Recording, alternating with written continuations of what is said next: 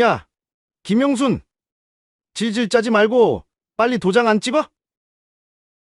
저기 시골 구석에 엄마 살던 집 알지? 그거 넣어줄 테니까 그거라도 받고 떨어지던가 아님 빈손으로 나가던가. 내 귀에 들려오는 남편, 아니, 박철수 그 인간의 비웃음과 젊은 내연녀의 간드러진 웃음소리. 그 소리가 마치 시뻘겋게 달궈진 쇠꼬챙이가 되어 제 가슴을 후벼 파는 것 같았습니다. 쾅 하고 닫히는 현관문 소리가 복도 전체를 울리고 센서 등이 꺼진 어두운 복도에 저는 덩그러니 남겨졌습니다. 저는 그렇게 빈 몸뚱이 하나와 다 쓰러져가는 흉가 문서 한 장만 쥔 채 쫓겨나야 했습니다. 그게 제 20년 결혼 생활의 대가였습니다. 이바구 시작 전에 구독과 좋아요 부탁드리며 끝까지 함께 해주세요. 억장이 무너진다는 말. 저는 오늘 그 말이 무슨 뜻인지 뼈저리게 알았습니다. 다리가 후들거려 서 있을 수가 없더군요. 차가운 복도 바닥에 주저앉아 닫힌 문을 멍하니 바라보는데 눈물조차 나오지 않았습니다. 기가 막혀서요. 정말 기가 막혀서 숨이 안 쉬어지더군요. 저 문 안쪽, 저기가 어디입니까? 제가 20년을 하루같이 쓸고 닦은 내 집이었습니다. 시어머니 똥오줌 받아내며 병수발 10년, 남편 사업 망해서 빚쟁이들이 들이닥칠 때 식당 설거지하며 지켜낸 집이었습니다. 그런데 이제 그 집 안방을 어디서 굴러먹던지 모를 새파란 여자가 차지하고 저를 비웃고 있습니다. 불과 1시간 전이었습니다. 식탁 위에 이혼 서류를 던져놓고 박철수 그 인간이 뻔뻔한 얼굴로 짓거리더군요. 야, 솔직히 말해서 우리가 부부냐? 그냥 동거인이지. 나도 이제 내 인생 좀 살자. 너도 지겹잖아? 지겹다니요. 새벽 4시에 일어나 남편 아침밥 차리고 밤 12시까지 미싱 돌려 생활비 보탠 게 지겨운 겁니까? 제가 울면서 매달렸습니다. 아니, 매달린 게 아니라 따졌습니다. 당신 미쳤어? 여자가 생겼으면 곱게 나갈 것이지. 누구더러 나가래? 내가 이 집 어떻게 지켰는데. 그러자 그 인간 코웃음을 치며 안주머니에서 꼬깃꼬깃한 서류 봉투 하나를 꺼내 제 얼굴에 집어던졌습니다. 종이 모서리에 눈가라도 찔린 듯 따끔했습니다. 이 집 명예? 내 거야. 내 사업체? 그것도 내 명이고. 법적으로 내 건 땡전 한 푼 없어. 그래도 내가 정이 있어서 위자료는 챙겨준다. 옛다 받아라. 떨리는 손으로 그 서류를 집어들었습니다. 충청도 산골짜기, 지도에도 잘 안 나오는 시골 마을의 주소. 귀곡 산장이라 불리며 동네 사람들도 피해 다닌다는 그 패가 바로 3년 전에 돌아가신 시어머니가 병들기 전 혼자 사시던 그 낡아 빠진 흉가였습니다. 거기 땅값이 오르길 하냐, 집이 멀쩡하길 하냐.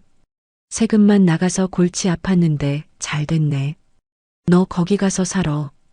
어머니 모시던 효부였으니까 귀신된 어머니랑 오순도순 잘 살면 되겠네. 안 그러냐? 순간 눈앞이 하얘졌습니다. 사람이 어떻게 이럴 수가 있습니까? 시어머니 돌아가실 때 제 손 꼭 잡고 영순아 고생했다. 미안하다. 하며 눈 감으셨습니다. 장례식장에서 곡 한 번 제대로 안 하고 육개장에 소주나 처마시던 인간이 이제 와서 어머니 살던 집을 쓰레기 처리하듯 저한테 떠넘기는 겁니다. 이 짐승만도 못한 놈아.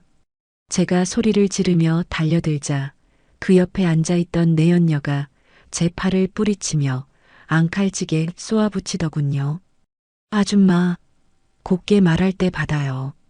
오빠가 변호사 써서 소송 걸면 아줌마는 그 패가도 못 받고 길거리에 나앉는 수가 있어. 우리 오빠 능력 알지? 능력이라. 그래요. 그 잘난 능력 제가 만들어준 겁니다. 밑바닥부터 시작해서 이제 좀 살만해지니까 조강지처가 헌신짝처럼 보였나 봅니다. 저는 분해서 입술을 깨물다 못해 피가 터졌지만 도장을 찍을 수밖에 없었습니다. 당장 갈 곳이 없으니까요. 친정 부모님 돌아가신 지 오래고 형제들도 제 살기 바빠 연락 끊긴 지 오래입니다. 제가 가진 건 쥐뿔도 없는데 저 독한 것들이 변호사까지 쓴다면 저는 정말 서울역 노숙자 신세가 될 게 뻔했으니까요. 그렇게 쫓겨났습니다. 엘리베이터 거울에 비친 제 몰골을 보는데 웬 늙고 초라한 여자가 저를 노려보고 있더군요. 머리는 산발이고 입가엔 핏자국이 맺혀 있고 낡은 점퍼 하나 걸친 50대 아줌마. 20년 전 꼭 갔던 김영수는 어디 가고 다 쓴 걸레 같은 여자만 남아 있었습니다. 터미널로 가는 버스 안에서 저는 창밖을 보며 미친 사람처럼 중얼거렸습니다. 그래, 잘 먹고 잘 살아라. 천벌을 받을 놈들. 가다가 벼락이나 맞아라. 하지만 하늘도 무심하시지. 날씨는 왜 이렇게 화창한지 햇살이 제 눈을 찔러 눈물만 더 하염없이 흘렀습니다. 버스 기사 양반이 룸미러로 힐끔힐끔 쳐다보는 게 느껴졌지만 창피함도 사치였습니다. 고속버스를 타고 3시간, 다시 덜컹거리는 시골버스로 갈아타고 1시간을 더 들어갔습니다. 해는 이미 서산으로 넘어가고 어둑어둑한 땅거미가 내려앉을 무렵 버스 기사가 퉁명스럽게 소리쳤습니다. 어이 아줌마, 종점이요. 안 내려? 허겁지겁 가방을 끌어안고 내린 곳은 가로등 하나 제대로 없는 캄캄한 시골길이었습니다. 풀벌레 소리만 요란하고 인적이라곤 찾아볼 수 없는 곳. 여기서 20분을 더 걸어 들어가야 그 집이 나옵니다. 터벅터벅 흘길을 걷는데 발이 푹푹 빠졌습니다. 제가 신은 신발 3년 전 시장 좌판에서 5,000원 주고 산 단화입니다. 남편은 백화점에서 수십만 원짜리 구두 사 신길 때 저는 이 5,000원짜리 신발이 다를까봐 아껴 신었습니다. 그게 너무 억울해서 길바닥에 주저앉아 신발을 벗어 던지고 싶었습니다. 어머니, 저 왔어요. 며느리 왔어요. 허공에 대고 불러보지만 대답 없는 메아리만 돌아옵니다. 시어머니 살아생전엔 1년에 몇 번씩 내려와 김장하고 밭을 돕던 길인데 오늘은 왜 이리 낯설고 무서운지요. 드디어 저 멀리 희미한 달빛 아래 문제의 그 집이 보이기 시작했습니다. 마을에서도 뚝 떨어져 산비탈 바로 밑에 위태롭게 서 있는 집. 사람이 살지 않은 지 3년이 넘어 담장은 반쯤 무너져 내렸고 마당엔 자풀이 제 허리만큼 자라 있었습니다. 대문은 칠이 다 벗겨져 흉물스럽게 입을 벌리고 삐걱거리고 있었죠. 바람이 불 때마다 끼익, 끼익 하는 소리가 마치 왜 왔어 하고 우는 귀신 소리 같았습니다. 이게 제 위자료랍니다. 제 청춘 20년을 바친 값이 고작 귀신 나올 것 같은 이 폐가 한 채랍니다. 녹슨 대문 앞에 서서 덜덜 떨리는 손으로 문고리를 잡았습니다. 차갑습니다. 마치 남편의 심장처럼 얼음장같이 차갑습니다. 박철수, 너는 내가 여기서 죽길 바라는 거지? 귀신한테 잡혀가든 얼어 죽든 굶어 죽든 제발 사라져 주길 바라는 거지? 속에서 뜨거운 무언가가 울컥 치솟았습니다. 분노인지 서러움인지 아니면 도끼인지 모를 것이 목구멍까지 차올랐습니다. 저는 대문을 발로 걷어차며 소리쳤습니다. 그래, 내가 죽나 봐라. 나 안 죽어. 여기서 악착같이 살아서 보란듯이 살아남아서 내 놈 눈에 피눈물 나게 해줄 거야. 두고 봐, 이 나쁜 놈아. 하지만 제 고함 소리는 어둠 속으로 허무하게 흩어졌고 대답 대신 쿠르릉 하는 천둥 소리가 멀리서 들려왔습니다. 곧 비가 쏟아질 것 같았습니다. 빗방울이 한두 방울 툭, 툭, 제 머리 위로 떨어지기 시작했습니다. 저는 도망치듯 귀신이 나올 것 같은 그 흉가 안으로 제 무덤일지 보금자리일지 모를 그 어둠 속으로 발을 내디뎠습니다. 캄캄한 마당에 들어서자마자 발목을 휘감는 칡넝쿨이 마치 누군가의 손길처럼 저를 잡아당겼습니다. 소름이 쫙 끼쳤지만 저는 뿌리치며 다 썩어가는 마루에 걸터 앉았습니다. 하늘에선 기어이 굵은 빗줄기가 쏟아지기 시작했습니다. 처마 끝이 뚫렸는지 빗물이 줄줄 새어 제 어깨를 적십니다. 이 처량한 신세, 이 기막힌 꼴, 어두운 마루에 웅크리고 앉아 빗소리를 듣는데 문득 시어머니의 생전 목소리가 들리는 듯 했습니다. 영순아, 참지 마라. 참으면 병 된다. 어머니, 저 이제 안 참아요. 못 참아요. 비바람이 몰아치는 폐가의 첫날 밤은 그렇게 시작되고 있었습니다. 비가 본격적으로 쏟아지기 시작하자 저는 숨을 크게 들이마셨습니다. 마치 이 집 안에 들어오는 순간부터 바깥 세상과는 끊어져 버린 기분이 들었거든요. 밖은 빗줄기가 세상을 밀어내고 안은 젖은 나무 냄새와 곰팡내가 제 목을 조여왔습니다. 마루에 앉아 등이 굽은 채로 어둠을 바라보는데 사람이 이렇게 작아질 수 있구나 싶었습니다. 서울에서는 그래도 불빛이 있었어요. 차 소리도 사람 발자국도 편의점의 형광등도 그게 싫을 때도 많았는데 막상 여기 와보니 그 모든 게 살아있다는 증거였더라고요. 그런데 여긴 살아있는 기척이 없어요. 살아있는 건 저 하나뿐인 것 같아요. 처마 끝에서 새는 물이 제 무릎 앞에 똑똑 떨어졌습니다. 저는 그 물방울을 멍하니 바라보다가 문득 제 손등을 봤어요. 거칠고 갈라진 손톱 밑에 박힌 때, 굳은 살. 이 손으로 밥을 몇 그릇이나 했을까, 빨래를 몇 번이나 비볐을까. 그 손이 오늘은 젖은 마루를 짚고 무너질까 겁나는 벽을 더듬고 있었습니다. 김영순, 너 참 처참하다. 저도 모르게 제 이름을 불렀습니다. 누가 내 이름을 불러주지 않으니까 제가 제 이름을 불러야 했어요. 이렇게라도 안 하면 정말 제가 이 세상에서 사라져버릴 것 같아서요. 집안을 조금이라도 정리해 보겠다고 일어섰다가 바닥이 삐걱이는 소리에 심장이 내려앉았습니다. 귀신이 아니라도 무섭더군요. 귀신이야 눈에 안 보이니 차라리 덜 무서울지도 몰라요. 그런데 이 집은 눈에 보이는 게 다 무서웠습니다.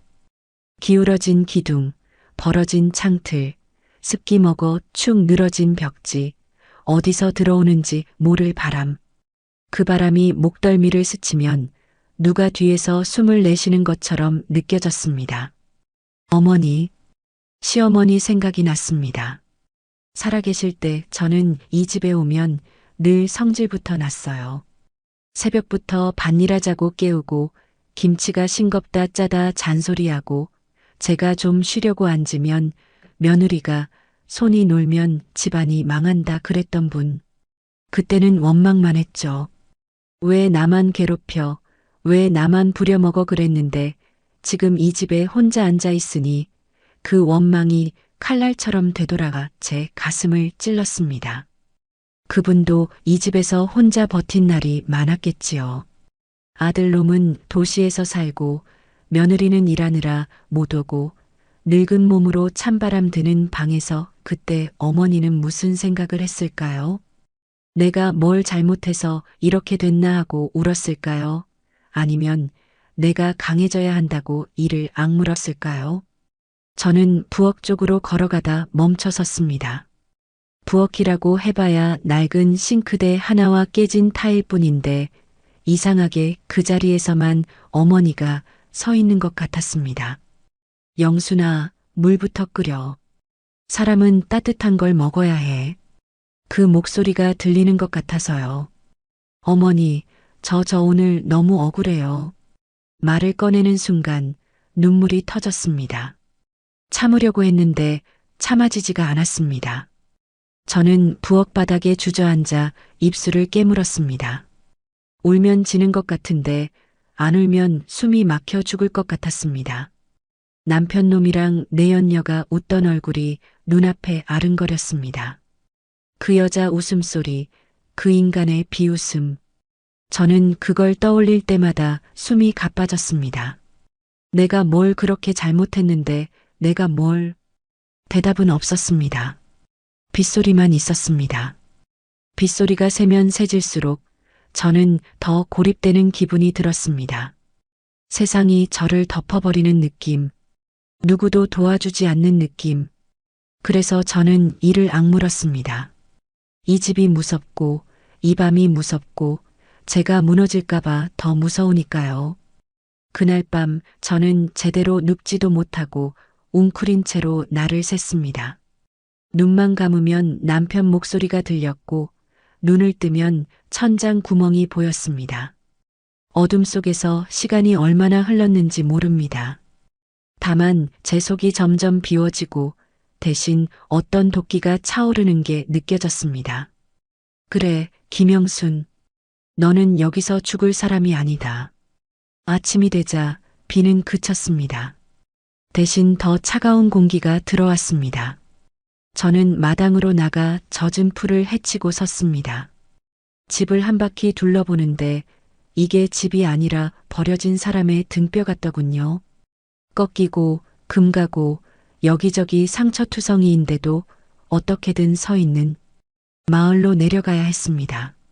먹을 것도 없고 이불도 없고 전기며 물이며 뭔가 알아봐야 했습니다. 길을 내려가는데 사람들이 저를 보더군요. 처음에는 제가 착각인 줄 알았습니다. 그런데 아니었습니다. 그 시선은 그 집에 들어간 사람이구나 하는 시선이었습니다. 구멍가게 같은 작은 슈퍼에 들어갔더니 주인 아주머니가 제 얼굴을 훑어보더군요. 저는 괜히 더 정중하게 말했습니다. 아주머니 라면이랑 쌀 좀 그리고 이불 같은 건 어디서 사야 해요? 그 아주머니는 한참을 말이 없었습니다. 그러다 낮게, 아주 낮게 말했습니다. 거기 들어가셨어요? 저는 순간 목이 막혔습니다. 거기라니. 집 이름도 아니고 주소도 아니고 그냥 거기. 마치 사람도 살면 안 되는 곳처럼. 예, 제 집이에요. 제가 그렇게 말하자 아주머니 눈빛이 변했습니다. 동정인지 경계인지 아니면 호기심인지. 그리고 아주머니 뒤쪽에서 다른 여자들 목소리가 들려왔습니다. 제가 정확히 다 듣진 못했지만 단어 몇 개는 제 귀에 박혔습니다. 이혼, 서울서 왔대. 그 집은 밤에. 저는 그 자리에서 라면 봉지를 쥐고 손에 힘이 들어갔습니다. 수치심이 한 번에 올라왔습니다. 이혼한 여자가, 흉가에 들어간 여자가 동네 구경거리 된 느낌. 그런데 그 수치심보다 더 무서운 건 사람들의 말끝이었습니다. 밤에 다음엔 뭐가 붙는 걸까요? 밤에 귀신이 나온다일까요? 밤에 사람이 죽는다일까요? 아주머니, 제가 조용히 물었습니다. 그 집 뭐가 있어요? 왜들 그렇게. 아주머니는 입술을 꾹 다물었다가 결국 한숨을 쉬며 말했습니다. 나는 몰라요. 그냥 예전부터 말이 많았어. 젊은 사람들은 안 가려고 하지. 밤엔 바람도 이상하게 불고 뭐 그런 얘기. 이상하게 불고. 저는 그 말이 더 무서웠습니다. 귀신이 나온다. 사람 죽었다. 이런 말보다도 이상하다는 말이 더 사람을 흔듭니다. 이유를 모르니까요. 저는 계산을 하고 슈퍼를 나왔습니다. 뒤에서 또 수군거리는 소리가 따라왔습니다. 저는 못 들은 척 했습니다. 아니, 들었지만 못 들은 척 했습니다. 인생이 늘 그랬습니다. 시집살이 할 때도, 욕먹을 때도, 모욕당할 때도 못 들은 척이 제 생존 방식이었습니다.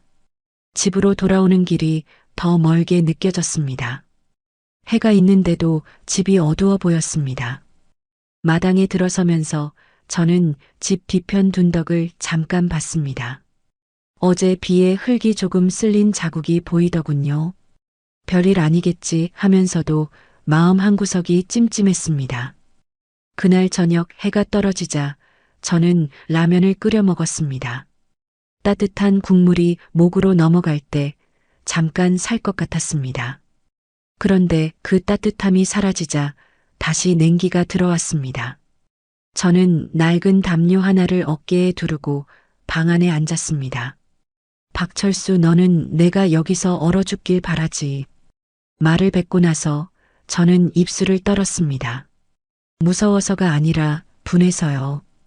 저 인간은 제 인생을 뺏고도 제가 죽길 바랄 겁니다. 그래야 마음 편하니까요. 그래야 죄책감이 없으니까요. 그래서 저는 다시 이를 악물었습니다.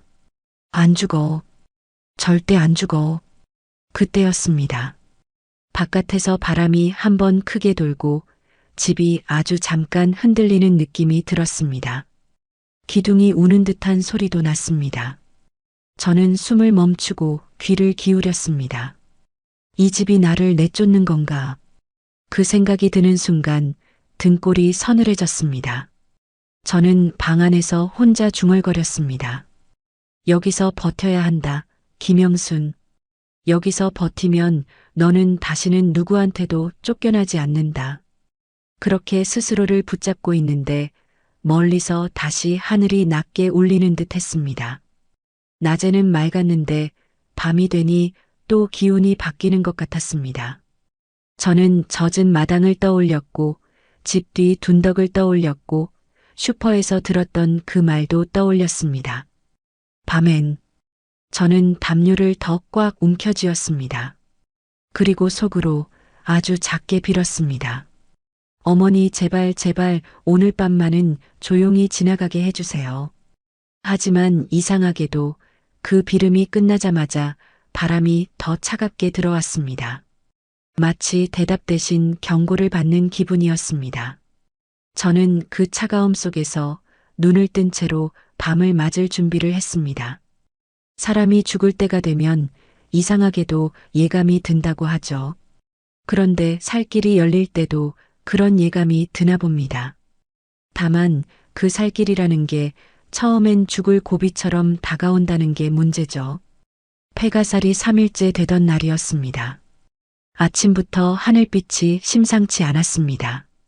잿빛 구름이 산봉우리를 집어삼킬 듯 낮게 깔려 있었고 바람 냄새도 달랐습니다.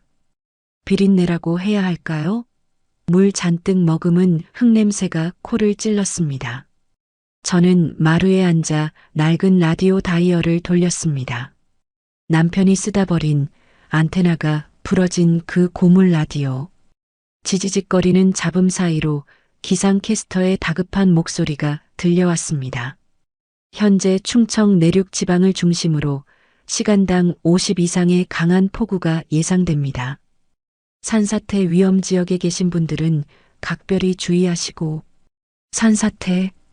그 단어를 듣는 순간 심장이 쿵 하고 내려앉았습니다. 저는 벌떡 일어나 뒷마당으로 나갔습니다. 집 뒤편 바로 그 산비탈.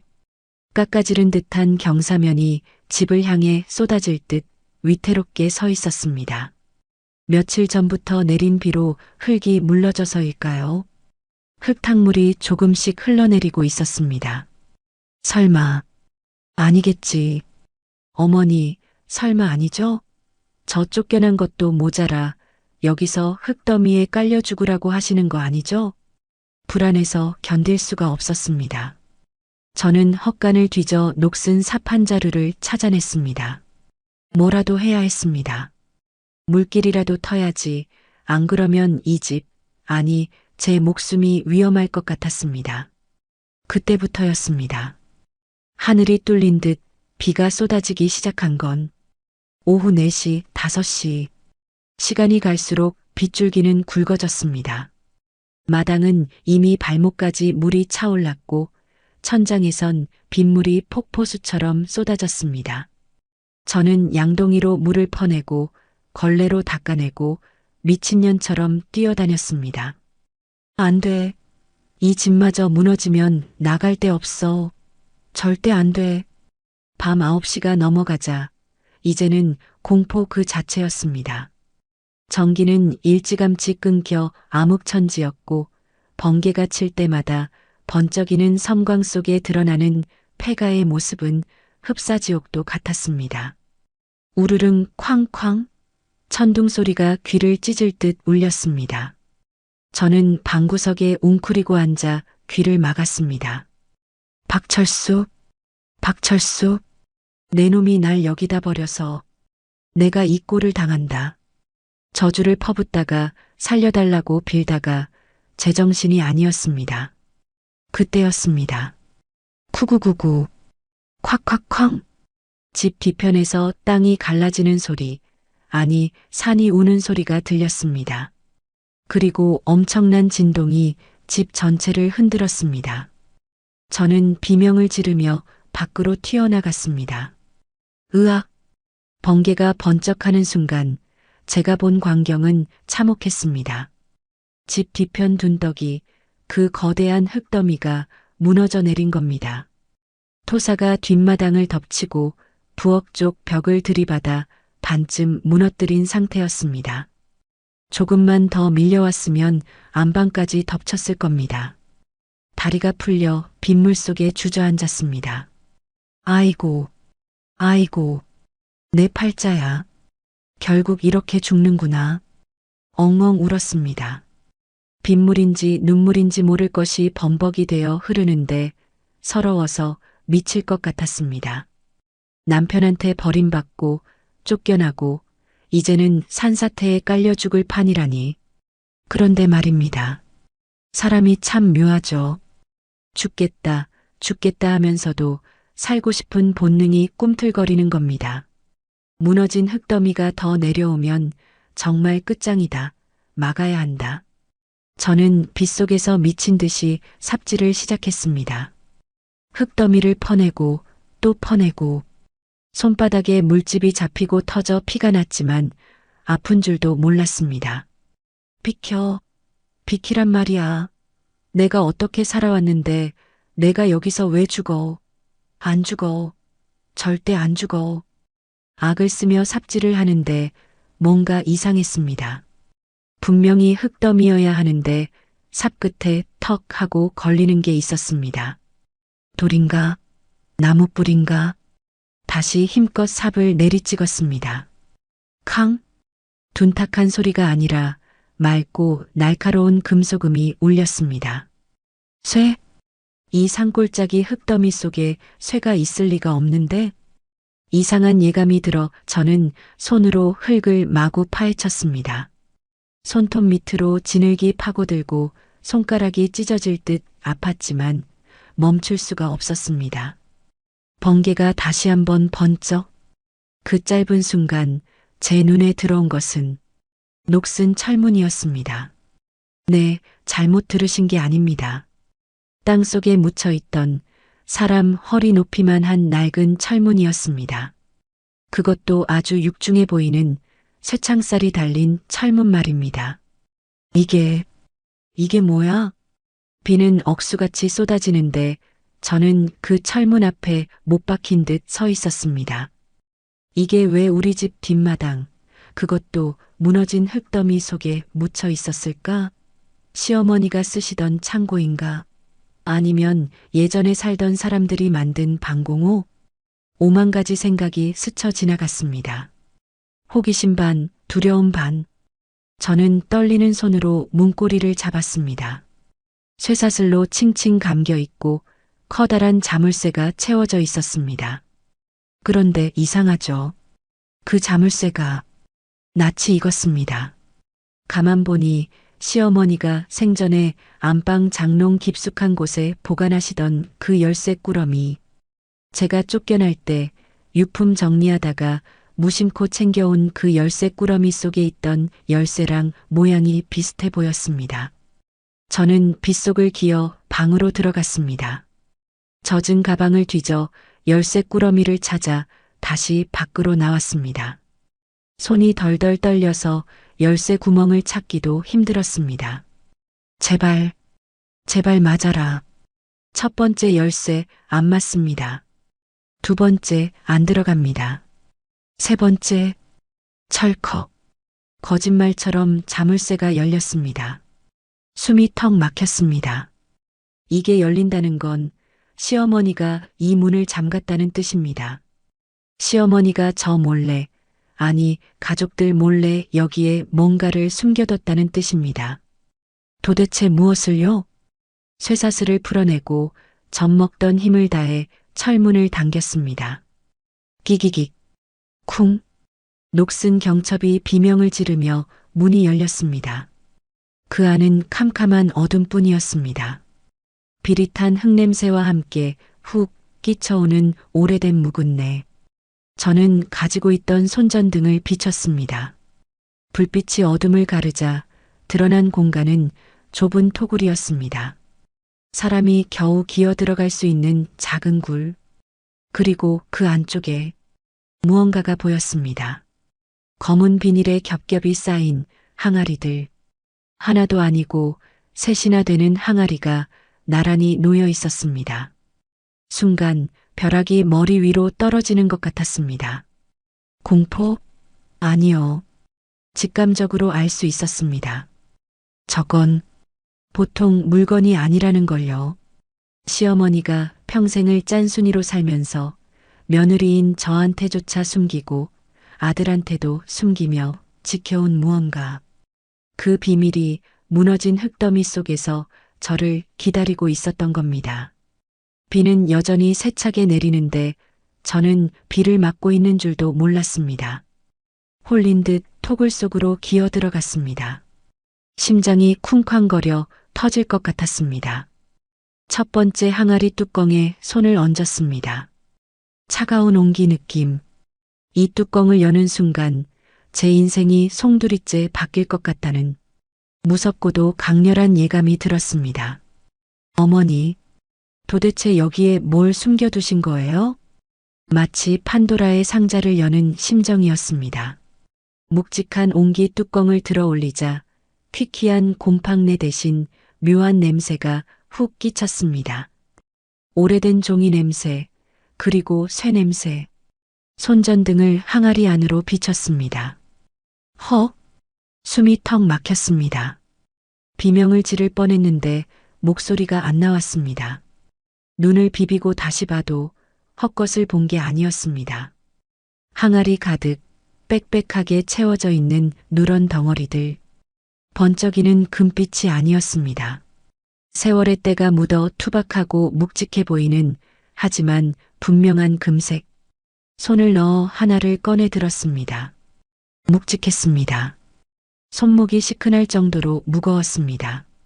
손전등 불빛에 비춰보니 99.99라는 숫자와 태극 문양. 골드바였습니다. 그것도 손바닥만한 1kg짜리 진짜 골드바였습니다. 이게 다 뭐야? 이게 다 금이라고? 항아리 하나에 이런 골드바가 수십 개는 좋게 들어 보였습니다. 머릿속이 하얘졌습니다. 계산이 안 됐습니다. 금한 돈에 얼마더라? 1kg이면 몇 돈이지? 이게 다 얼마야? 10억? 손에 든 골드바를 볼에 대봤습니다. 차갑고 딱딱했습니다. 이빨로 깨물어 봤습니다. 으드득. 쇠맛이 났습니다. 꿈이 아니었습니다. 미쳤어. 미쳤어. 어머니, 도대체 이걸 어디서? 시어머니는 평생 시장에서 생선 장사를 하셨습니다. 비린내 나는 앞치마를 두르고 100원, 200원 깎으려는 손님들과 악다구니를 쓰며 사셨습니다. 제가 시집 왔을 때도 아끼라는 말을 입에 달고 사셨죠. 두부 한 모도 벌벌 떨며 사시던 분이 세상에 땅속 항아리에 금괴를 묻어두고 계셨다니요. 옆에 있는 두 번째 항아리. 떨리는 손으로 뚜껑을 열었습니다. 이번엔 비닐에 꽁꽁 쌓인 뭉치들이 가득했습니다. 비닐을 뜯자 5만 원권 다발이 쏟아져 나왔습니다. 신사임당 그림이 저를 보고 웃고 있었습니다. 은행 띠지로 묶인 돈다발들이 항아리 밑바닥까지 꽉 차 있었습니다. 돈 냄새, 곰팡내와 섞인 그 묘한 돈 냄새에 현기증이 날 지경이었습니다. 마지막 세 번째 항아리. 여기는 좀 달랐습니다. 맨 위에 하얀 봉투 하나가 놓여 있고 그 밑에는 땅 문서 같은 서류 봉투들과 통장들이 들어 있었습니다. 저는 그 자리에 주저앉아 엉엉 울기 시작했습니다. 좋아서? 아니요. 기가 막혀서요. 그리고 너무너무 서러워서요. 어머니, 이렇게 돈이 많으면서 왜 그렇게 궁상맞게 사셨어요? 왜 며느리한테 따뜻한 밥 한 끼, 예쁜 옷 한 벌 안 사주시고 이게 다 무슨 소용이라고 땅속에 묻어두셨어요. 땅을 치며 통곡했습니다. 시어머니의 굽은 등, 갈라진 손, 달아 빠진 슬리퍼가 떠올라서 미칠 것 같았습니다. 평생 자식 뒷바라지하느라 본인 입에는 썩은 사과만 넣으시던 분. 아들 사업 자금 대주느라 남은 재산 다 털어먹은 줄 알았는데 아니었습니다. 시어머니는 당신의 진짜 재산을 아무도 모르는 이곳에 이 패가 뒷마당 토굴 속에 숨겨두셨던 겁니다. 한참을 울다 보니 정신이 좀 들었습니다. 밖에서는 여전히 빗소리가 들려왔습니다. 잠깐 정신 차려 김영순. 이거 누가 알면 큰일 난다. 갑자기 등골이 오싹해졌습니다. 만약 전 남편 박철수가 이걸 알면, 내 연녀가 알면 당장 쫓아와서 내 목을 조르고 뺏어갈지도 모릅니다. 우리 엄마 돈이니 내 돈이다. 하면서요. 저는 미친 듯이 항아리 뚜껑을 다시 닫았습니다. 그리고 주변을 살폈습니다. 다행히 빗소리 때문에 아무 소리도 밖으로 새어나가지 않았을 겁니다. 하지만 이 무거운 항아리들을 이대로 둘 순 없었습니다. 비가 더 와서 토굴이 무너지기라도 하면 큰일이니까요. 저는 젖먹던 힘을 다해 항아리를 하나씩 밖으로 끌어냈습니다. 으라차차, 으윽. 평소 같으면 들지도 못했을 무게인데 어디서 그런 괴력이 나왔는지 모릅니다. 항아리 3개를 빗속을 뚫고 안방으로 옮겼습니다. 방 안에 항아리를 모셔놓고 젖은 몸을 닦을 생각도 못한 채 다시 들여다봤습니다. 금괴, 현금, 땅 문서, 방 안가득 채운 이 재물들. 불과 몇 시간 전만 해도 라면 한 봉지가 아까워 국물까지 마셨는데 지금 제 앞에는 평생 써도 못 쓸 돈이 쌓여 있습니다. 저는 돈다발을 집어 공중으로 뿌려봤습니다. 후두두둑 떨어지는 돈비. 골드바를 양손에 쥐고 볼에 비벼봤습니다. 하하하. 박철수, 꼴 좋다. 너는 빈 껍데기만 가져간 거야. 진짜 알맹이는 여기 있다고. 내가 버린 이 패가, 내가 쓰레기 취급한 이곳에 보물이 있었어. 웃음이 터져 나왔습니다. 미친 사람처럼 웃었습니다. 눈물이 줄줄 흐르는데 입은 웃고 있었습니다. 통쾌했습니다. 세상이 저를 버린 줄 알았는데 시어머니가, 아니 하늘이 저를 버리지 않았다는 증거 같았습니다. 그런데 문득 3번째 항아리에 있던 하얀 봉투가 눈에 들어왔습니다. 겉봉에 삐뚤빼뚤한 글씨로 이렇게 적혀 있었습니다. 내 며느리 영순이 보거라. 심장이 다시 쿵 내려앉았습니다. 내 아들 철수 보거라가 아니었습니다. 내 며느리 영순이 보거라였습니다. 봉투를 집어든 손이 심하게 떨렸습니다. 어머니, 아들에게 남긴 유언장이 아니었나요? 왜 저한테, 왜 며느리한테? 봉투를 뜯자 갱지 한 장이 나왔습니다. 시어머니가 생전에 돋보기를 쓰고 한자 꾹꾹 눌러 쓰셨을 그 편지. 저는 편지를 펼쳤습니다. 눈물 때문에 글씨가 번져 보였습니다. 옷소매로 눈물을 벅벅 닦아내고 첫 줄을 읽어내려갔습니다. 영순아, 못난 시험이다. 첫 줄을 읽자마자 목구멍에서 뜨거운 덩어리가 치밀어 올랐습니다. 빗물에 젖고 눈물에 번진 갱지 위로 돌아가신 어머니의 거친 손길이 그대로 느껴지는 듯 했습니다. 저는 방바닥에 엎드린 채 마치 어머니 무릎을 베고 누운 아이처럼 엉엉 울며 다음 줄을 읽어내려갔습니다. 이 편지를 내가 읽고 있다면 아마 내 아들놈이랑 헤어지고 이 폐가로 쫓겨온 뒤겠구나. 내 예상이 맞았다면 그 썩을 놈이 위자료 핑계로 이 집 하나 툭 던져주고 너를 내쳤겠지. 영순아, 미안하다. 정말 미안하다.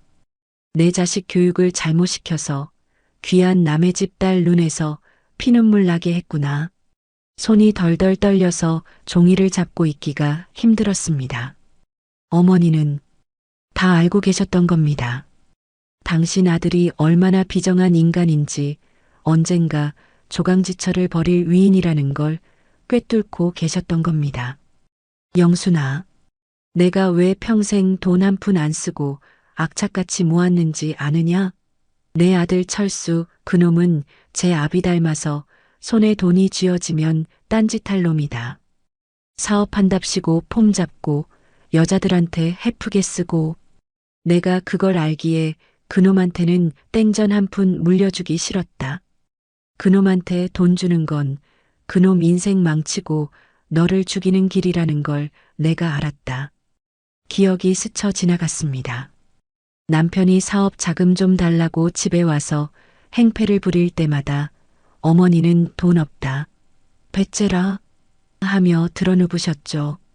그때 남편은 노인네가 돈을 싸질머지고 갈 거냐며 욕을 했고 저도 속으로는 어머니 좀 도와주시지 하며 야속해 했습니다. 그런데 그게 아니었습니다. 어머니는 그 돈을 지키고 계셨던 겁니다. 바로 저를 위해서요. 내가 너한테 모질게 굴었던 거 기억하냐? 콩나물값 500원 아끼라고 소리 지르고 내가 사온 내복도 비싸다고 타박하고 너는 내가 미웠겠지.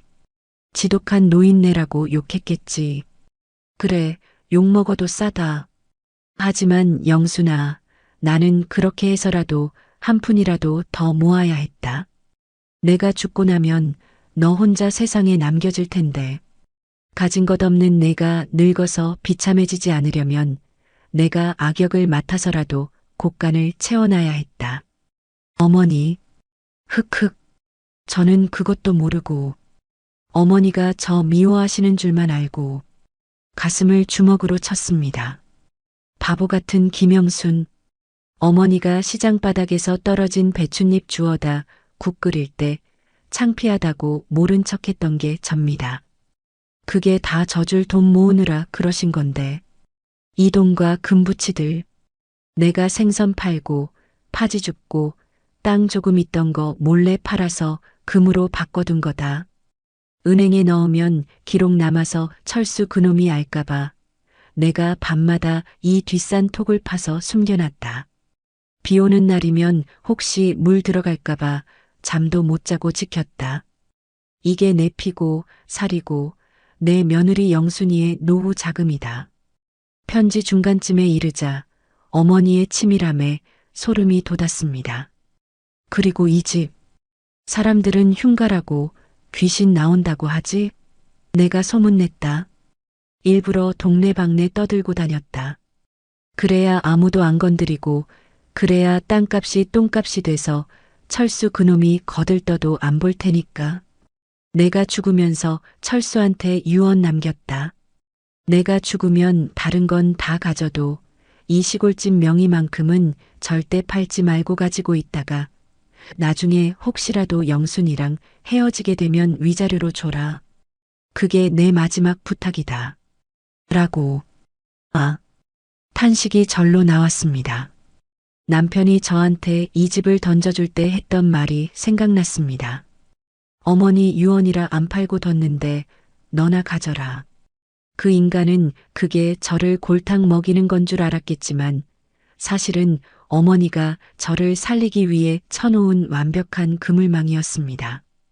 이 집을 제 명의로 가져오는 순간 이 땅 밑에 묻힌 보물까지 합법적으로 제 것이 되도록 설계해 놓으신 겁니다. 영순아, 이제 이 돈은 다 내 거다. 법적으로도 하늘의 이치로도 이건 내 것이다. 그러니 죄책감 갖지 마라. 이 돈으로 집도 새로 짓고 맛있는 것도 사 먹고 예쁜 옷도 사 입고 보란 듯이 떵떵거리며 살아라. 내 아들놈이 와서 행패 부리거든 이 시어미가 꿈에 나타나서 벼락을 내릴 테니 겁먹지 말고 당당하게 맞서라. 너는 내 며느리이기 이전에 고생만 시킨 내 막내딸이다. 마지막 구절에서 저는 무너졌습니다. 내 딸 영순아 사랑한다. 부디 행복해라. 편지지에 얼굴을 묻고 얼마나 울었는지 모릅니다. 밖에서는 여전히 비바람이 몰아치고 천둥이 쳤지만 제 방 안은 어머니의 온기로 가득 찬 것 같았습니다. 차가운 금괴가 따뜻하게 느껴졌습니다. 이 돈다발에서 나는 냄새는 더 이상 돈 냄새가 아니라 어머니의 땀 냄새였습니다. 한참을 울고 나니 신기하게도 머릿속이 맑아지더군요. 눈물은 말랐고 대신 뱃속 깊은 곳에서부터 뜨거운 기운이 올라왔습니다. 도끼라고 해도 좋고 옥이라고 해도 좋습니다. 저는 자리에서 벌떡 일어났습니다. 그리고 어머니의 편지를 곱게 접어 품속 깊이 넣었습니다. 항아리 속에 있던 통장과 땅 문서들도 확인했습니다. 제 명의로 된 도장까지 새로 파서 넣어두셨더군요. 완벽했습니다. 저는 거울을 봤습니다. 퉁퉁 부은 눈, 헝클어진 머리, 초라한 50대 이혼녀. 하지만 눈빛만큼은 달랐습니다. 어제까지의 김영수는 죽었습니다. 남편한테 빌빌대고 내연녀한테 무시당하고 세상 눈치 보던 김영수는 이 빗속에 떠내려갔습니다. 박철수, 그리고 그 여우 같은 년. 너희들 이제 큰일 났다. 저는 금괴 하나를 집어들고 꽉 움켜쥐었습니다. 손바닥에 전해지는 묵직한 통증이 살아있음을 느끼게 해주었습니다. 어머니, 보고 계시죠? 어머니 뜻대로 할게요. 저 행복해질 거예요. 그리고 그 인간들 피눈물 흘리게 만들 거예요. 어머니가 남겨주신 이 칼자루 제가 쥐고 흔들 겁니다. 새벽이 오고 있었습니다. 창밖이 푸르스름하게 밝아오고 빗줄기도 가늘어졌습니다. 저는 밤새 한숨도 자지 않았지만 피곤하지 않았습니다. 오히려 온몸에 전율이 흘렀습니다. 날이 밝으면 제일 먼저 뭘 해야 할까요? 일단 이 돈과 금괴를 안전한 곳으로 옮겨야 합니다. 그리고 변호사를 찾아가야 합니다. 이혼 서류에 도장 찍으면서 남편이 했던 말, 이 집은 내 갖고 떨어져라 했던 그 말, 녹음은 안 했지만 각서라도 받아낼 방법을 찾아야 합니다. 아니, 이미 등기 이전 서류는 제 손에 있으니 더 완벽하게 굳히기를 들어가야죠. 문득 어제 슈퍼 주인이 했던 말이 떠올랐습니다. 그 집에 밤에 귀신 나온다던데. 저는 피식 웃음이 나왔습니다. 귀신? 나오라고 해. 우리 시어머니 귀신이면 내가 밥이라도 차려드릴 테니까. 방 한구석에 쌓인 항아리들을 이불로 덮었습니다. 겉으로 보기엔 낡은 이불 뭉치 같지만 저건 제 인생을 바꿔줄 황금알입니다. 저는 방문을 열고 마루로 나갔습니다. 비갠 뒤의 아침 공기가 차갑고 상쾌했습니다. 무너진 뒷마당 둔덕이 보였습니다.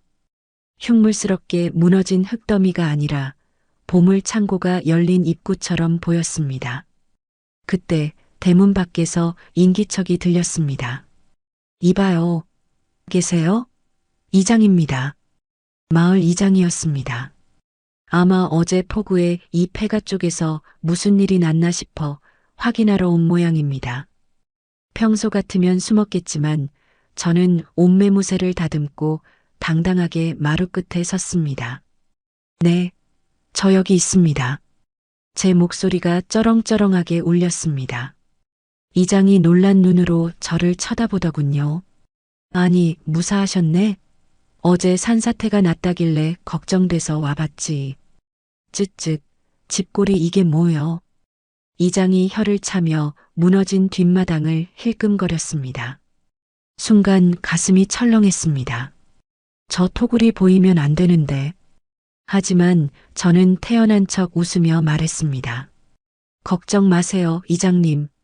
무너진 김에 싹 다 고칠 겁니다. 아예 새로 지을 거예요. 대궐 같은 집으로요. 뭐, 대궐? 돈이 썩어나나 이 폐가를 고치게? 이장이 비웃듯 말했지만 저는 속으로 콧노래를 불렀습니다. 네, 돈이 썩어납니다. 아주 넘쳐나지요. 저는 주먹을 불끈 쥐었습니다. 이제부터 시작입니다. 이 시골 마을에서 그리고 대한민국에서 제일 보란듯한 여자가 되어주겠습니다. 두고 보십시오. 지점장님 나오시라고 하세요. 은행 창구 직원의 눈이 휘둥그레졌습니다. 흙탕물이 튄 운동화에 낡은 점퍼 차림의 아줌마가 대뜸 지점장을 찾으니 기가 찼겠죠. 손님 무슨 일 때문에 그러시는데요? 번호표 뽑고 기다리. 저는 품속에서 금괴 하나를 꺼내 창구 테이블 위에 쿵 하고 올려놓았습니다. 묵직한 소리가 은행 안의 정적을 깼습니다. 누런 황금 덩어리가 형광등 불빛을 받아 번쩍이자 직원의 입이 딱 벌어졌습니다. 이거 맡기려고요. 그리고 현금도 좀 입금할 건데 여기선 다 못 쓸 것 같아서요. VIP실 비어있죠? 5분 뒤 저는 푹신한 소파에 앉아 지점장이 타주는 커피를 마시고 있었습니다. 지점장의 손이 떨리는 게 보였습니다. 낡은 여행 가방에서 쏟아져 나온 돈다발과 금괴들을 보며 그는 마른 침을 삼켰습니다. 사모님, 이런 거액을 저희 지점을 믿고 맡겨주셔서 영광입니다. 조건이 있어요.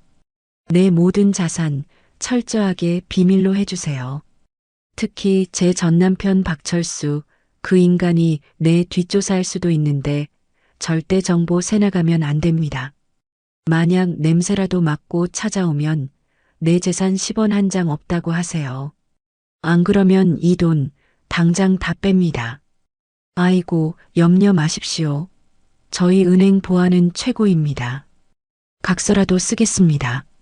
은행을 나서는 제 발걸음은 구름 위를 걷는 것 같았습니다. 통장에 찍힌 0의 개수, 평생 구경도 못 해본 숫자였습니다. 그리고 대여금고에 안전하게 보관된 금괴들. 이제 누구도 훔쳐갈 수 없습니다. 저는 곧바로 시내 백화점으로 향했습니다. 거울 속에 비친 초라한 여자를 지워버려야 했습니다. 최고급 미용실에 가서 머리부터 했습니다. 푸석푸석하던 파마 머리를 자르고 윤기 흐르는 단발로 드라이를 넣었습니다. 화장품 매장에 가서 제일 비싼 크림을 바르고 옷가게에 들어가 마네킹이 입고 있는 정장 한 벌을 가리켰습니다. 이거 제 사이즈로 주세요. 아, 구두랑 가방도 세트로요. 카드를 긁는 순간 승인되었습니다. 라는 기계음이 그렇게 아름답게 들릴 수가 없더군요. 새 옷으로 갈아입고 또각또각 구두 소리를 내며 백화점을 나서는데 쇼윈도에 비친 제 모습이 낯설었습니다. 20년 찌든 때를 벗겨낸 김영순. 어깨가 펴지고 고개가 들렸습니다. 돈이 사람을 만든다는 말이 서글프지만 맞더군요. 다시 마을로 돌아왔을 때 동네는 이미 난리가 나 있었습니다. 제가 부른 굴착기 2대와 트럭들이 좁은 시골길을 점령하고 폐가로 들어가고 있었거든요. 어이, 비켜요, 비켜. 공사 차량 들어갑니다. 마을 회관 평상에 앉아있던 노인들이 눈을 동그랗게 뜨고 쳐다봤습니다. 아니, 저게 무슨 난리여? 저 폐가를 정말 헐어버리는겨. 저 차에서 내리는 여자 좀 봐. 누구여? 서울 사모님인디? 택시에서 내린 제가 선글라스를 벗자 슈퍼 주인 아주머니가 입을 다물지 못했습니다. 어머, 폐가댁? 안녕하세요, 아주머니. 저 폐가댁 아니고 김영순입니다. 저는 방긋 웃으며 인사했습니다. 아이고, 세상에, 사람 팔자 시간 문제라더니.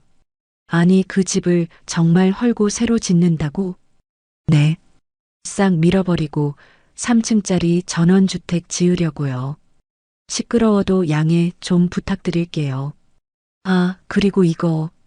저는 백화점에서 사온 고급 롤케이크 상자들을 평상 위에 척척 올려놓았습니다.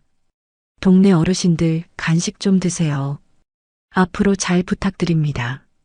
노인들의 눈빛이 순식간에 바뀌었습니다. 경계심은 사라지고 호기심과 부러움이 가득 찬 눈빛. 아이고, 젊은 사람이 씀씀이도 좋네. 근데 저 돈이 다 어디서 났대? 복권이라도 맞았나? 수군거리는 소리가 들렸지만 상관없었습니다. 맘대로 생각하라고 하죠. 공사는 속전속결이었습니다. 콰르르릉. 굴착기가 낡은 기둥을 내리찍자 30년 넘게 버텨온 폐가가 흙먼지를 일으키며 무너져 내렸습니다. 지붕이 주저앉고 벽이 허물어지는 모습을 보며 저는 묘한 카타르시스를 느꼈습니다. 저 폐가와 함께 내 비참했던 과거도 무너져라.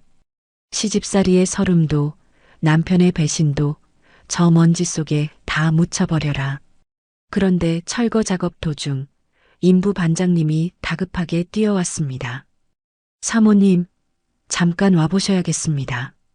땅 파다가 뭐가 나왔는데요. 심장이 덜컥했습니다. 혹시 토굴이 발견된 건가? 이미 짐은 다 뺐지만 그래도 찜찜해서 달려가 봤습니다.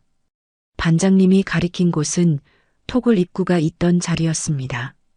굴착기가 땅을 깊게 파내자 토굴 안쪽 깊숙한 곳에서 또 다른 작은 상자 하나가 나온 겁니다. 이게 뭡니까? 쇳덩이 같은데. 녹이 잔뜩 쓴 철제 상자였습니다.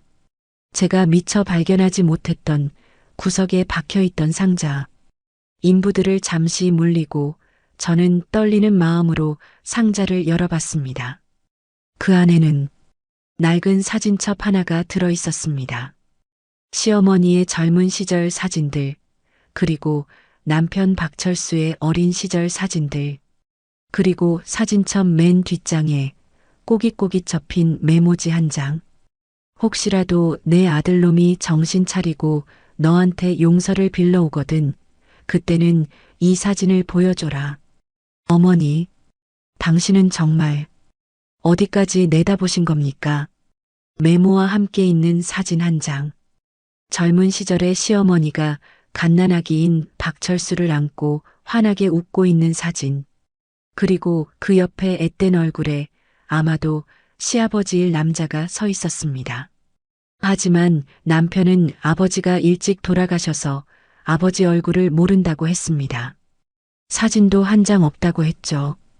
그런데 여기 어머니가 숨겨둔 아버지 사진이 있었던 겁니다. 이게 철수 씨한테 마지막 카드가 될 수도 있겠구나. 저는 직감했습니다. 돈으로도 해결 안 되는 순간이 오면 이 사진이 무기가 될 수 있다는 것을요. 저는 그 상자를 소중히 챙겨 가방에 넣었습니다. 공사는 밤낮 없이 진행되었습니다. 돈을 넉넉히 줬으니 인부들도 신이 나서 일했습니다. 한 달, 두 달. 뼈대가 올라가고 벽돌이 쌓이고 지붕이 얹어졌습니다. 마을에서 가장 크고 화려한 집. 통유리창으로 햇살이 쏟아지고 정원에는 최고급 조경수가 심어졌습니다.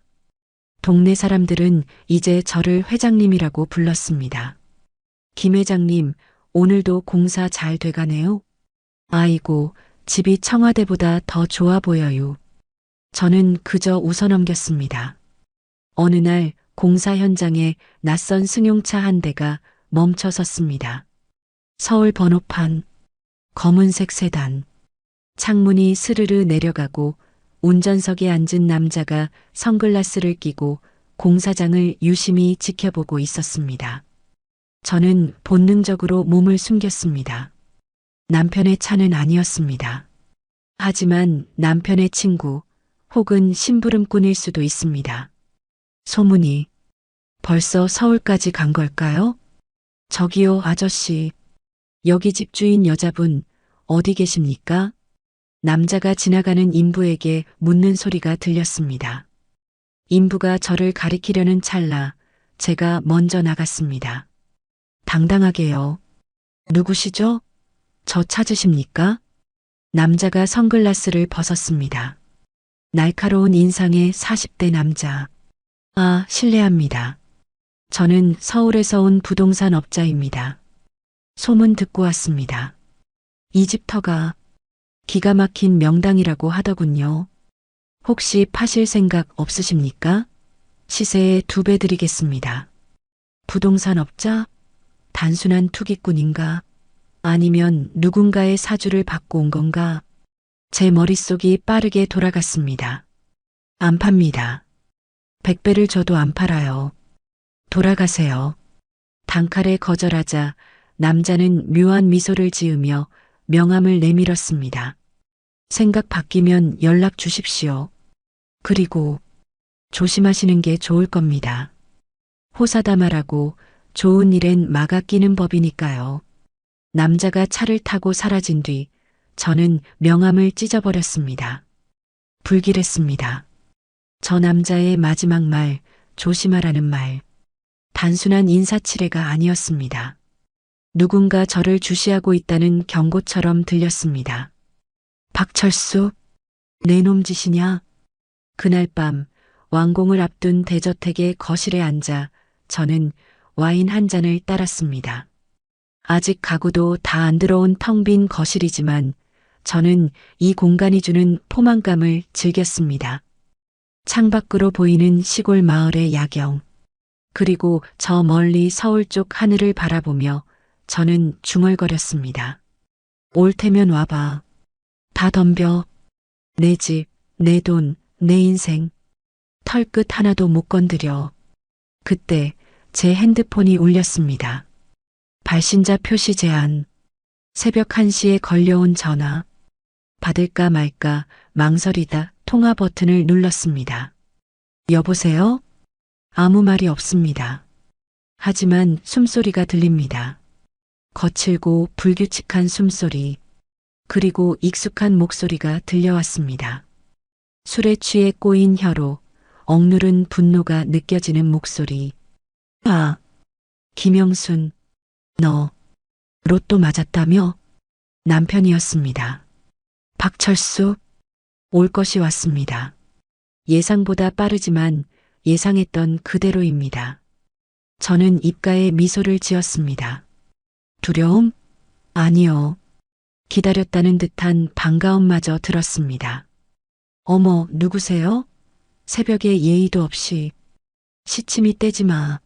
너 그 시골집 밀어버리고 대궐 짓는다며? 그 돈 어디서 났어? 그거 우리 엄마 돈이지? 내가 모를 줄 알아? 고래고래 소리를 지르는 수화기 너머의 목소리. 저는 와인잔을 빙글 돌리며 아주 우아하고 차분하게 대꾸했습니다. 글쎄요. 아저씨가 무슨 말씀을 하시는지 모르겠네요. 그리고 남의 사생활 캐지 마시고 끊을게요. 아, 그리고 한 번만 더 전화하면 스토킹으로 신고합니다. 뚝. 전화를 끊어버렸습니다. 전화기는 다시 미친 듯이 울려댔지만 저는 전원을 꺼버렸습니다. 전쟁의 서막이 올랐습니다. 이제 그는 제 발로 이곳으로 찾아올 겁니다. 눈이 뒤집혀서 탐욕에 미쳐서 달려들 겁니다. 어서 와라, 박철수. 내가 너를 위해 아주 특별한 선물을 준비해뒀으니까. 소금 한 가마니와 내가 기절초풍할 진실들을 말이야. 폭풍 전야의 고요함은 그리 오래가지 않았습니다.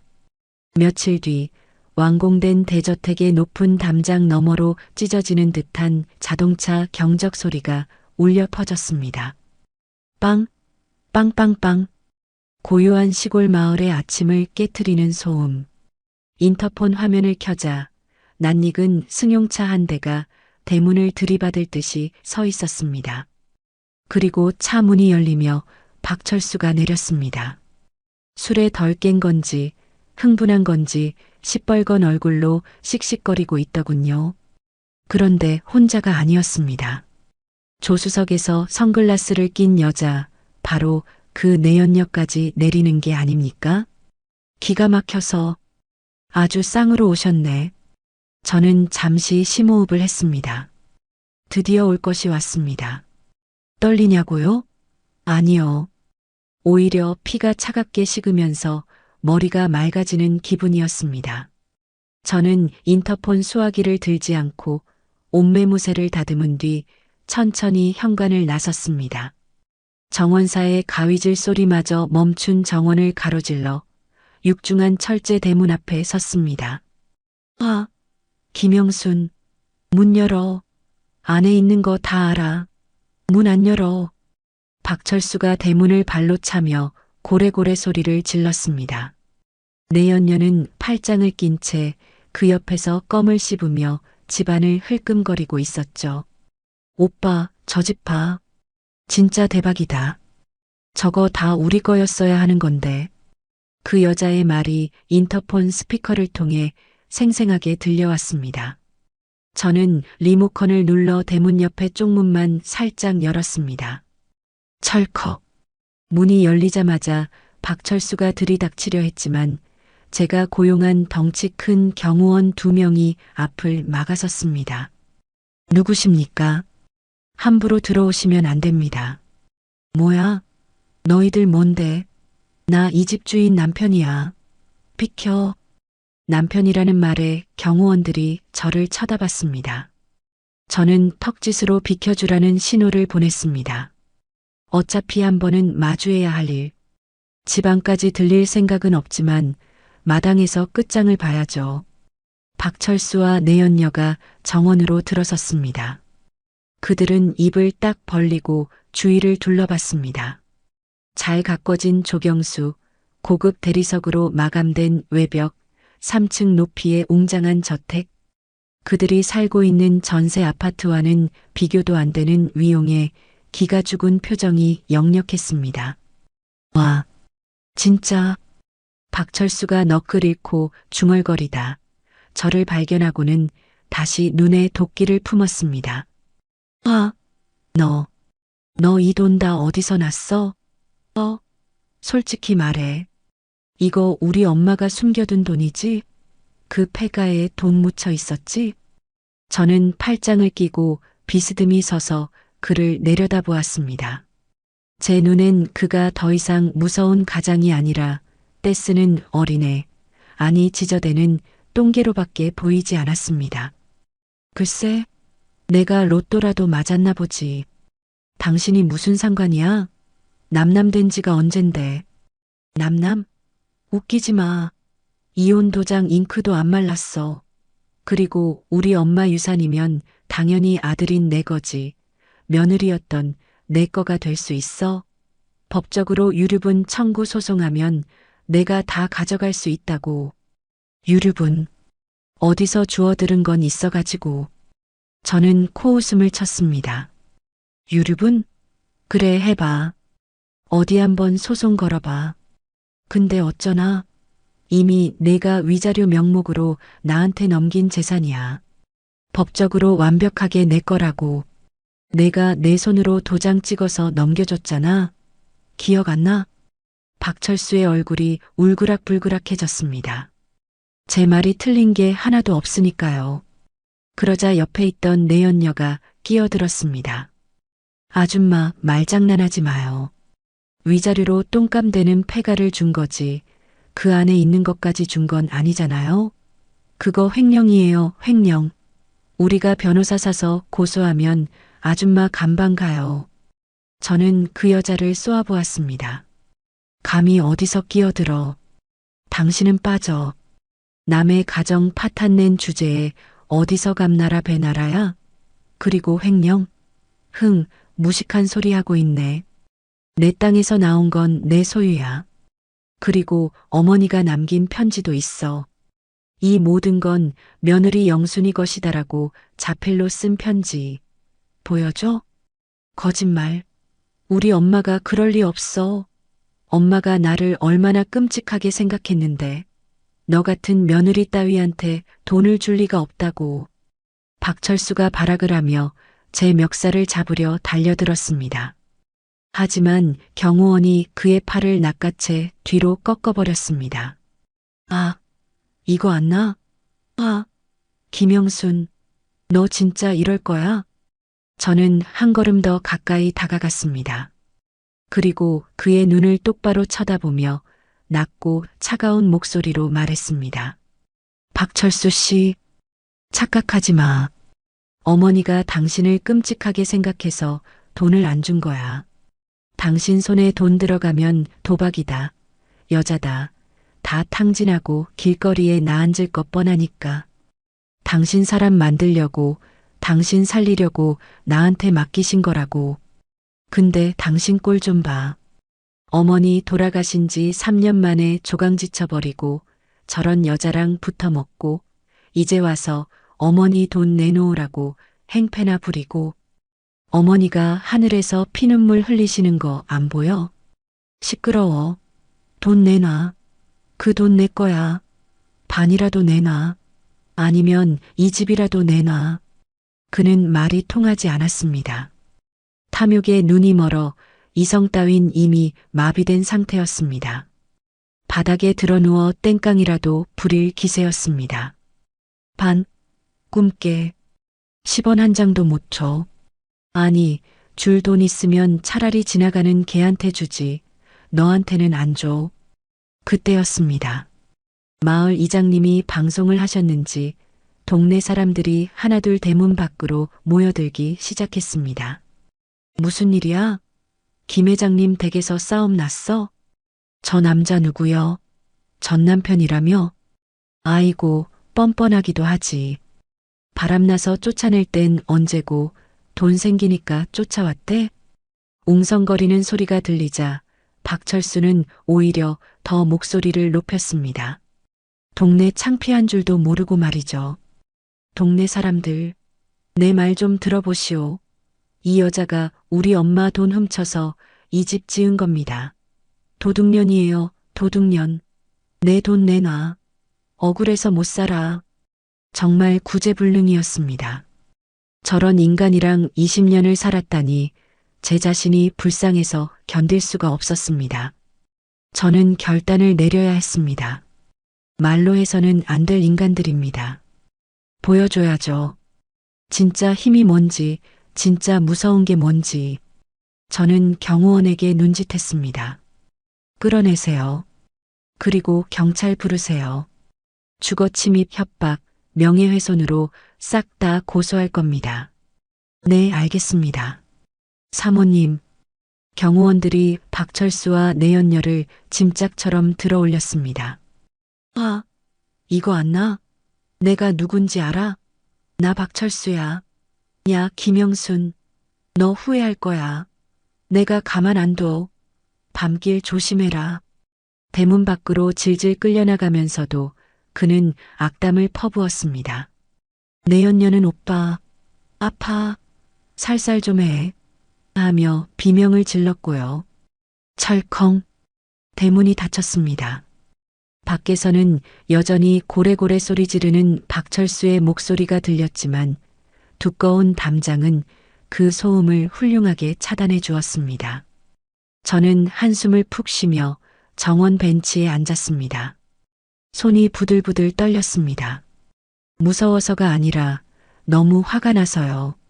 어머니 유산이 아니었으면 저는 저 인간한테 밟혀 죽었을지도 모릅니다. 저렇게 악한 인간인 줄 모르고 그때 주머니 속에서 진동이 느껴졌습니다. 핸드폰을 꺼내보니 변호사였습니다. 네, 변호사님. 사모님 방금 보고 받았습니다. 전 남편이 찾아왔다고요? 네. 난리도 아니었어요. 경찰 불렀으니까 곧 잡혀갈 거예요. 잘하셨습니다. 그리고 저희 쪽에서 준비한 그 자료들 이제 터트릴까요? 전 남편 회사 탈세 혐의랑 내연녀와의 불륜 증거들 그리고 과거 시어머니 명의 도용해서 대출받은 건데 검찰에 넘기면 바로 구속 가능합니다. 저는 잠시 침묵했습니다. 바로 감방에 보내버릴까? 아니면 좀 더 피 말려 죽일까? 하지만 저 인간 그냥 두면 계속 찾아와서 괴롭힐 게 뻔합니다. 네, 진행하세요. 그리고 하나 더요. 말씀하십시오. 그 인간이 지금 살고 있는 아파트 전세죠? 그 집 주인한테 연락해서 제가 그 집 사겠다고 하세요. 웃돈 얹어줄 테니 당장 팔라고요. 그리고 세입자, 즉 박철수 당장 내보내는 조건으로 계약하세요. 전화기 너머 변호사가 흠칫하는 게 느껴졌습니다. 아, 네, 알겠습니다. 역시 사모님 결단력이 대단하십니다. 완벽하게 길거리에 나앉게 만드시겠다는 거군요. 네. 제가 당한 그대로 돌려줘야죠. 아니, 이자까지 쳐서요. 쫓겨나는 기분이 어떤 건지, 빈손으로 길바닥에 나앉는 게 얼마나 무서운 건지 뼈저리게 느끼게 해줄 겁니다. 전화를 끊고 저는 하늘을 올려다보았습니다. 파란 하늘에 흰 구름이 한가롭게 떠 있었습니다. 어머니, 보셨죠? 저 잘하고 있는 거죠? 이제 마지막 한 방이 남았습니다. 내일이면 그들은 집에서도 쫓겨나고 검찰 조사도 받게 될 겁니다. 그리고 다시 제 앞에 와서 무릎 꿇고 빌겠죠. 그때 준비해둔 소금을 뿌려줄 겁니다. 가장 비참하고 가장 짭짤한 엔딩을 위해서요. 쾅, 쾅, 쾅. 박철수 씨, 안에 있는 거 다 압니다. 당장 나오세요. 명도 소송 집행관입니다. 익숙한 풍경이죠? 불과 몇 달 전 제가 겪었던 그 상황이 이제는 박철수의 현관문 앞에서 벌어지고 있었습니다. 하지만 이번엔 스케일이 좀 다릅니다. 이삿짐 센터 직원들이 아니라 법원 집행관들과 열쇠 수리공이 문을 따고 있었으니까요. 기익, 쿵. 현관문이 열리자 러닝셔츠 차림의 박철수와 부스스한 머리의 내연녀가 사색이 되어 뛰쳐나왔습니다. 아니, 당신들 뭐야? 남의 집에 함부로 들어와도 돼? 이거 주거 침입이야. 박철수 씨, 이 집주인이 바뀌었습니다. 새 집주인이 계약 해지를 통보했고 당신들이 불법 점유 중이라 강제 퇴거 명령이 떨어졌습니다. 짐 뺄 시간 30분 드립니다. 그 안에 안 나가면 짐 다 드러냅니다. 뭐, 집주인이 바뀌어? 누구 맘대로. 나 전세 계약 아직 남았어. 그때 집행관 뒤에서 제가 천천히 걸어 나갔습니다. 검은색 선글라스에 우아한 트렌치코트 차림으로요. 접니다. 새 집주인. 박철수의 눈동자가 튀어나올 듯 커졌습니다. 내연녀는 입을 틀어막았고요. 김영순? 내가 이 집을 샀다고? 그래. 웃돈 좀 얹어줬지. 전 주인이 아주 좋아하더라. 골치 아픈 세입자 내보내줘서 고맙다고. 저는 선글라스를 살짝 내리며 비릿하게 웃어주었습니다. 왜? 억울해? 20년 산 마누라 내쫓을 땐 신났지? 너도 한번 당해봐. 빈손으로 쫓겨나는 기분이 어떤 건지. 아, 이 악독한 년아. 내가 사람이냐? 어떻게 이럴 수가 있어. 박철수가 달려들려 했지만 건장한 집행관들이 그를 막아섰습니다. 업무 방해하지 마세요. 짐 싸세요, 당장. 집안은 아수라장이 되었습니다. 집행관들이 가구를 드러내고 옷가지를 박스에 쓸어 담았습니다. 내연녀는 내 명품 가방. 그거 건드리지 마. 하며 악을 썼지만 소용없었습니다. 박철수는 바닥에 주저앉아 넋이 나간 표정으로 중얼거렸습니다. 망했다. 진짜 망했어. 하지만 이게 끝이 아니었습니다. 설상가상으로 박철수의 핸드폰이 울렸습니다. 여보세요? 김 과장. 뭐, 검찰? 세무조사? 그게 무슨 소리야?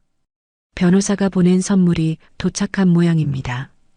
탈세 혐의, 공금 횡령 건으로 압수수색 영장이 발부되었다는 소식. 박철수는 사시나무 떨듯 떨며 전화를 끊었습니다.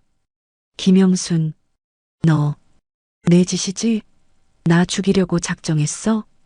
작정? 아니, 이건 정의 구현이야. 죗값은 받아야지. 회사 돈 가져다가 4배 불린 죄, 조강지쳐 눈에 피눈물 나게 한 죄. 다 합치면 징역 몇 년이나 나올까? 변호사 잘 구해봐. 아, 돈 없어서 국선 써야겠네.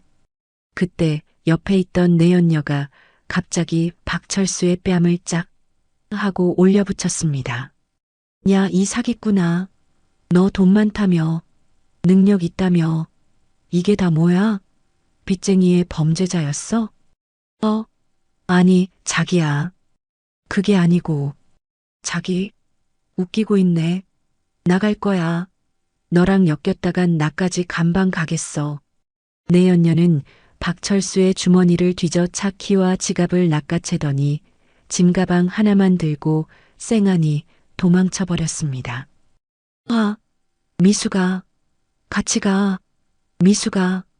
박철수가 애타게 불렀지만 그녀는 뒤도 돌아보지 않았습니다.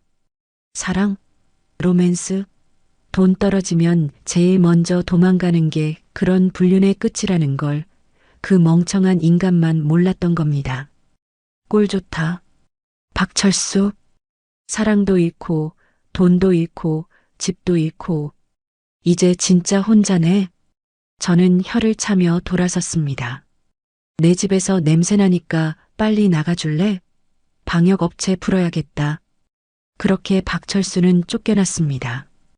그가 저를 내쫓았던 그 아파트 복도에서 똑같이, 아니 더 비참하게 신발 한 짝도 제대로 못 신고 쫓겨났습니다. 하지만 복수는 여기서 끝내기엔 좀 아쉬웠습니다. 마지막 하이라이트가 남았으니까요. 며칠 뒤 비가 추적추적 내리는 밤이었습니다. 제 대저택 인터폰이 울렸습니다. 화면에는 비에 쫄딱 젖은 생쥐꼴을 한 박철수가 서 있었습니다. 며칠 사이 10년은 늙어 보이는 몰골. 노숙자가 따로 없더군요. 여보. 아니 영순아. 제발 문 좀 열어줘. 나갈 데가 없어. 배고파. 밥 한 끼만 줘. 애원하는 목소리. 20년 동안 한 번도 들어보지 못한 비굴한 목소리였습니다. 저는 경호원을 시켜 대문을 열어주게 했습니다. 집 안으로 들이지는 않고 마당까지만요. 저는 현관 처마 밑에 서서 그를 내려다보았습니다. 박철수는 마당에 들어서자마자 털썩 무릎을 꿇었습니다. 빗물 섞인 진흙탕 바닥에 이마를 찌으며 빌었습니다. 영순아, 내가 잘못했다. 죽을 죄를 졌다.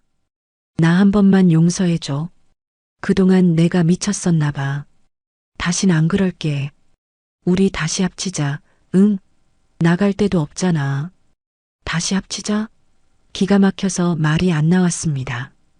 뻔뻔함의 극치. 이 인간은 뇌 구조가 어떻게 된 걸까요? 합쳐? 누구 맘대로? 너 제정신이니? 제발. 나 감방 가기 싫어. 고소 취하해줘. 그리고 돈 좀 빌려줘. 내가 평생 갚을게. 너 돈 많잖아. 결국 돈이었습니다. 돈 때문에 온 겁니다. 저는 품속에서 준비해 둔 것을 꺼냈습니다. 바로 그 낡은 철제 상자에서 나온 사진. 박철수, 고개 들어봐.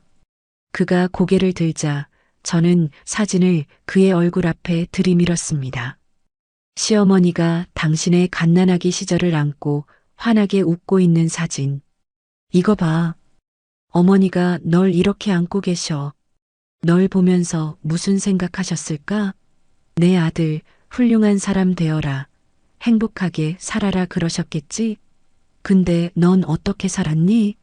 어머니 가슴에 대못 박고 마누라 등쳐먹고 결국 범죄자 돼서 빗속에 꿇어앉아 있잖아. 어머니가 저승에서 이 꼴 보시면 뭐라고 하실까? 박철수의 눈이 흔들렸습니다. 사진 속 어머니의 미소를 보자 그의 눈에서 눈물이 주르륵 흘러내렸습니다. 악어의 눈물일지라도 최소한의 양심은 찔렸나 봅니다. 엄마, 엄마, 어머니가 유언으로 남기셨어. 내가 혹시라도 용서 빌러 오면 이 사진 보여주라고. 근데 난 널 용서할 마음이 벼룩의 간만큼도 없어. 왜냐? 넌 반성해서 온 게 아니라 돈 떨어져서 온 거니까. 저는 옆에 있던 항아리 뚜껑을 열었습니다. 하얀 소금, 굵은 천일염이 가득 들어 있었습니다. 내가 나 쫓아낼 때 그랬지? 재수 없다고 소금 뿌리라고. 이제 내가 돌려줄게. 내 집에서, 내 인생에서, 내 기억 속에서 영원히 꺼져달라는 의미로. 차. 저는 소금 한 바가지 퍼서 그의 얼굴에 힘껏 뿌렸습니다. 따가운 소금 알갱이들이 그의 얼굴과 눈을 때렸습니다. 아, 눈 따가워. 으악. 박철수는 눈을 감싸 쥐고 뒹굴었습니다. 이건 내 어머니가 주신 소금이야. 잡기를 쫓는 소금이지. 짐승만도 못한 놈아, 당장 꺼져. 다시는 내 눈앞에 나타나지 마. 한 번만 더 얼쩡거리면 그땐 경찰이 아니라 저승사자를 부를 줄 알아. 경비, 이 사람 끌어내요. 다시는 이 동네 발도 못 붙이게 해요. 경호원들이 달려들어 박철수를 짐짝처럼 들어 대문 밖으로 내동댕이 쳤습니다. 영순아, 영순아. 그의 처절한 외침이 들렸지만 대문은 굳게 닫혔습니다. 철컹. 끝났습니다. 모든 악연이 20년의 질긴 고통이 저 대문과 함께 끊어졌습니다. 비가 그치고 구름 사이로 달빛이 비쳤습니다. 저는 젖은 마당에 서서 깊은 숨을 들이마셨습니다. 공기가 달았습니다. 이게 자유의 냄새인가 봅니다. 저는 집 안으로 들어와 시어머니의 영정 사진 앞에 섰습니다. 향을 하나 피우고 사진 속 어머니를 바라보았습니다. 어머니, 다 끝났어요. 저 인간 쫓아냈어요. 속이 다 시원하네요. 근데 왜 자꾸 눈물이 나죠? 눈물이 뺨을 타고 흘렀습니다. 슬퍼서가 아니었습니다. 고생했던 지난날의 제가 불쌍해서 그리고 저를 지켜주신 어머니의 사랑이 너무 고마워서 흐르는 눈물이었습니다. 어머니, 저 이제 진짜 잘 살게요.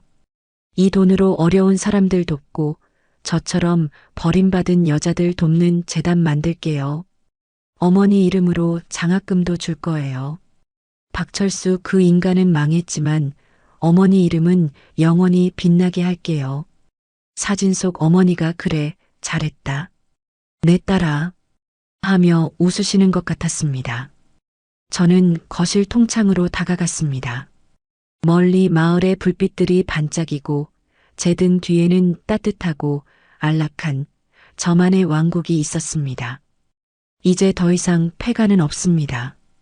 귀신 나오는 흉가도 없습니다. 이곳엔 당당하게 홀로 서기에 성공한 인생 2막을 여는 김영순 회장님만 있을 뿐입니다. 내일은 날씨가 맑을 거라고 합니다. 저는 내일 제일 예쁜 옷을 입고 시장에 나가서 맛있는 걸 잔뜩 사올 생각입니다. 혼자 먹는 밥이라도 이제는 세상에서 제일 맛있는 밥상이 될 테니까요. 여러분도 잊지 마세요. 인생 끝날 때까지 끝난 게 아닙니다. 쥐구멍에도 벼뜰 날 있고 무너진 뒷마당에서 황금 항아리가 나올 수도 있다는 거. 그러니까 절대 기죽지 말고 사세요. 저 김영순처럼 말이에요. 오늘의 이바구는 여기까지입니다. 끝까지 함께 해주셔서 감사드리며 구독과 좋아요 눌러주시면 놀라운 인생 사연들을 누구보다 먼저 무료로 만나보실 수 있습니다.